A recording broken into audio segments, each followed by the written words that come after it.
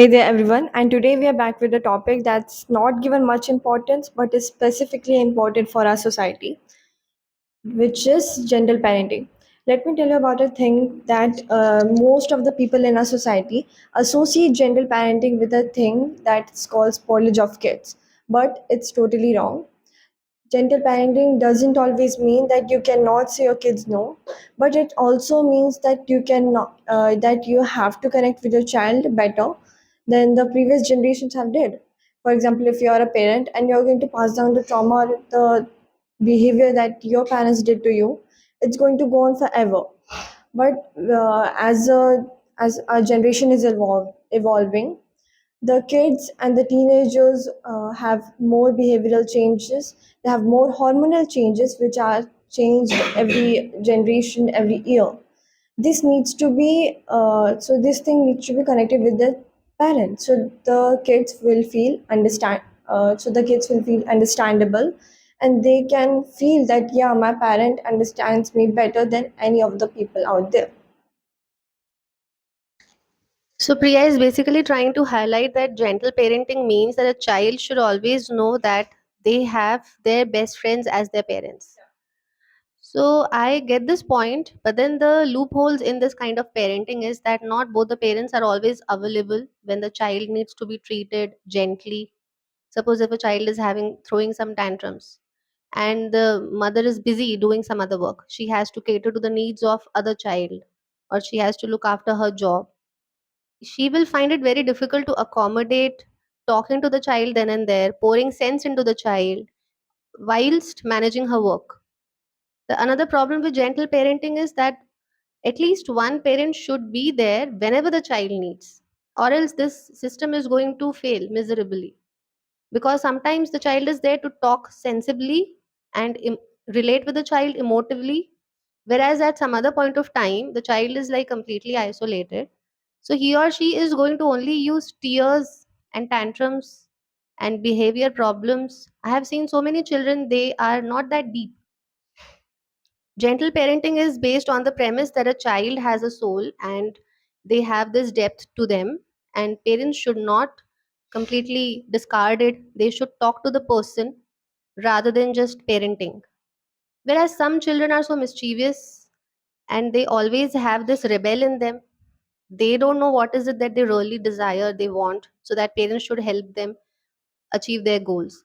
Some of them are just shallow and they enjoy putting their parents to misery. Sometimes they enjoy manipulating elders. In that case, do you think gentle parenting is effective? There are always exceptions in some kids. But as you mentioned, that most of the parents are exhausted after some work and all.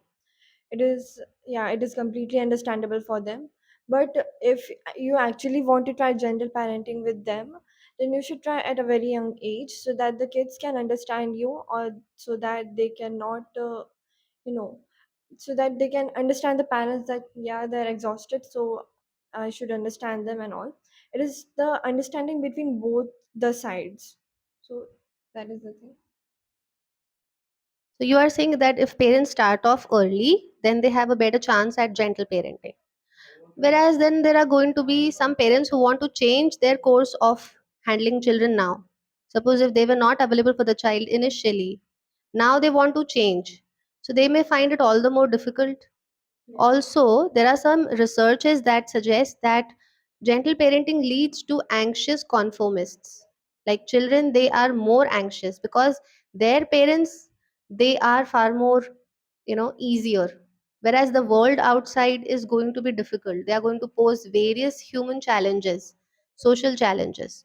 Also, another point I would like to highlight is that sometimes these so-called gentle parents, they act as if they are on a high horse. They act very zen and as if they are such enlightened beings. So they put up this face. And if suppose they are frustrated because of the child, they don't act genuinely with the child. They suppress, they repress their emotions, and then they talk to the child. This way, the parent is going to be all the more frustrated rather than enjoy doing gentle parenting. In this generations or in this environment, The most of the parents cannot do gentle parenting because it takes more of the effort to be calmer, and rather than being frustrated and exhausted and all and taking your anger out on the child. It just takes a lot of effort to connect with the child, and also takes a lot of effort for the child to connect with the parent as well. So as you know mentioned that the parents can express their emotions and all. The thing is that yes, they can repress their emotions when they're frustrated, which is also known as soft manipulation and all. They can gaslight them into thinking by using the things that I have done for you, these things and all. So yeah, but it in this environment there are not many, I'm sorry, there are not many people who are doing it, yeah. Because the effort it takes to connect with a child is not just true. It's not easy for the parents to be calm every time. We can get exhausted. We all have emotions.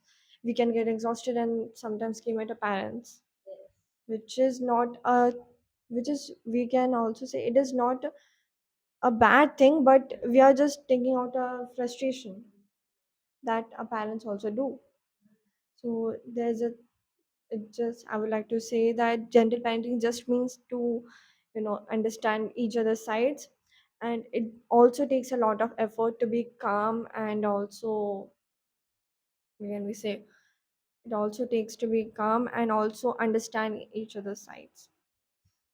So in this environment, I don't think that's possible. But if you actually want to care about your child's mental health or your the future, it is really good. Wonderful topic chosen, Priya, and wonderfully explained. Thank you for listening.